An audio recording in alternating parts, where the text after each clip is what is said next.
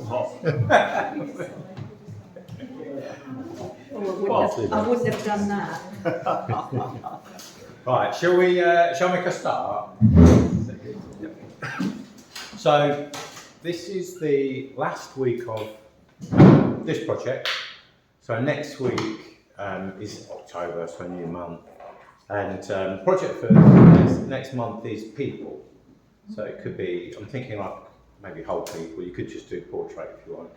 I'm thinking perhaps figures in either interiors or figures outdoors. I love the expression on your face.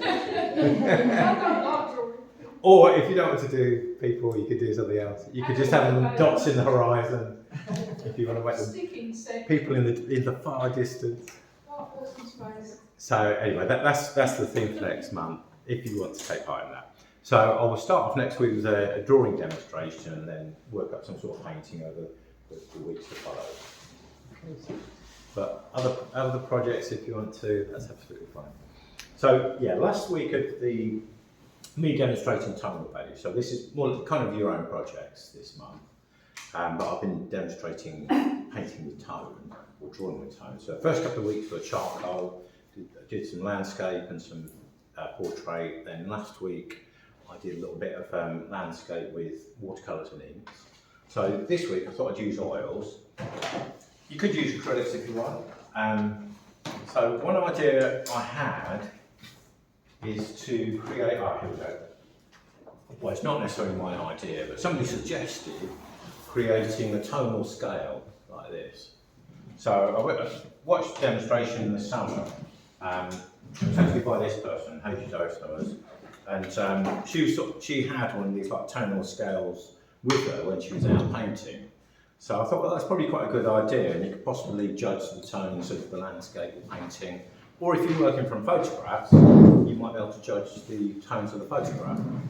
So that I thought was a good idea. So I made myself one last night. This was just with acrylic paint, just because it dries quick. And the idea is, I could perhaps, say I was working from a photo like this, I could perhaps try and, I'm thinking like this tone here, I could basically just kind of offer that up and just see whereabouts, I think it's about here, really probably it's about the same tone. One of the things with judging tonal values that you probably hear a lot of people say this is to just squint, screw your eyes up. And that way, I don't really see so much of the colour and I don't see so much of the details, and you just see, one light against another. So that's quite a good way of working. Again, if I wanted to judge the tone of his shirt, it's not as white as that. That's probably as bright or nearly as bright as that. It's perhaps this one here, that first one. So that's one way of working. This morning's demo, very quick landscape. So what I used here was oil paint and white, so dark and light oil paint.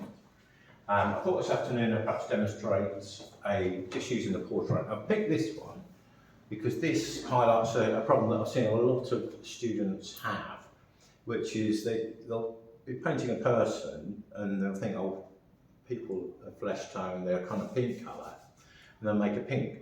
But this is actually quite dark, and if you've got the light behind somebody or to the side, sort of behind and to the side a little bit here, it throws you into shadow. So you're working with very dark tones here. So I'll just demonstrate so I'm just going to try this out. I'm thinking, well, if I was to paint him, I might use some white, but for the start, I'm just using some grey. So this is one way you could go about doing a tonal painting. This is a little bit like watercolour, but instead of just adding lots of water, I'm going to wipe some of the areas back with rag. So this one I didn't. This one I just used black and added white paint to it. But just to show you another approach, I thought I'll go for a almost like a kind of wash drawing approach. So I'm thinking that's perhaps the right sort of tone. I could check. I'm trying to get this value. Perhaps there. And just see if we've got roughly the same. That looks roughly the same, so sort of trying one to the other. And then, let's find a different brush. So if I wanted to then create the background, that is probably as dark as that. And again, I could check that with my tonal scale. Perhaps it's darker than the tonal scale. The acrylics tend to dry a little bit lighter, so it's one of those things, they don't, well actually they dry darker, but the darks, once the darks are dry, I think they go a bit matte and they reflect a bit more light then. So, his hair's sort of there. And actually this then looks, as soon as I put a dark there, that looks a little bit like that could go a bit darker. So I might just work that in and use another brush just to soften that out.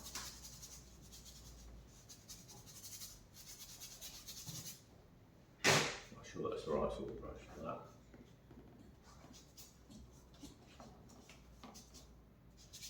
A bit of shadow in his ear. Yeah, I can use my fingers a bit. And darken there.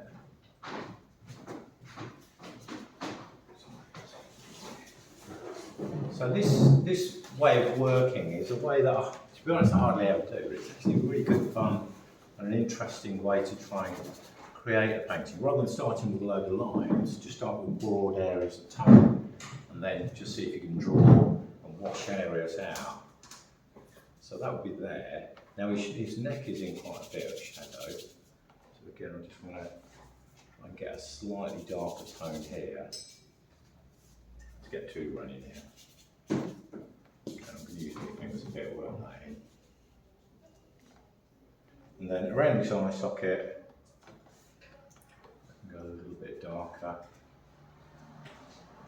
And yeah, not worrying too much about details. A little bit of shadow underneath his nose and around his mouth. And then I'll use the background to try and draw that shape in.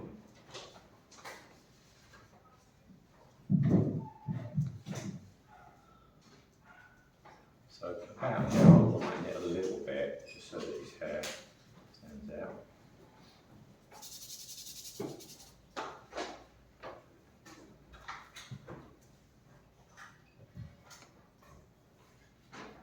So this could be a painting in itself, or it could just be like underpainting.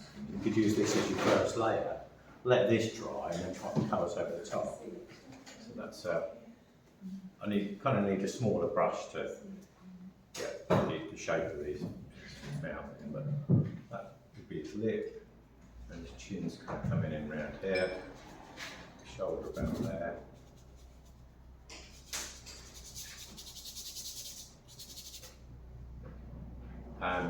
And then there's this bright highlight on the back of his head and the back of his neck. Again, these are quite dark around here. And I might just use a little bit of white just to get that to stand. Just get some coating there.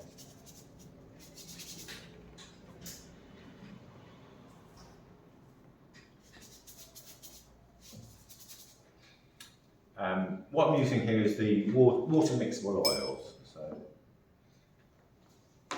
now, areas I want to wash back, just get a clean brush and just lift, like this bit here has gone a bit too far over, so I can just lift that out like that. Lift that out. So it's a way of working into your drawing. And then his shirt will be about here. That. Shoulders there. And I'll just use a little bit of white just for the highlights. So we've got a really nice bright highlight here. And just in his hair really, isn't it? Something like that. That's a little bit here. Light under there. So, you know, not the greatest drawing of a portrait, but it's got a bit of mood, it's got a bit of atmosphere in there. Yeah. And it really is the tones that can create the atmosphere. So I know a lot of people dive straight into colour, But really, you kind of need to master the tone. And that you can create such drama just with light and dark. Any questions?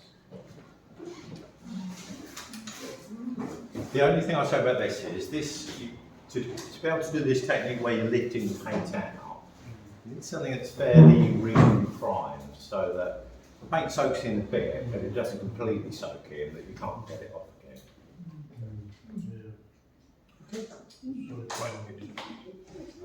Yeah. It's a good fun one to play around with.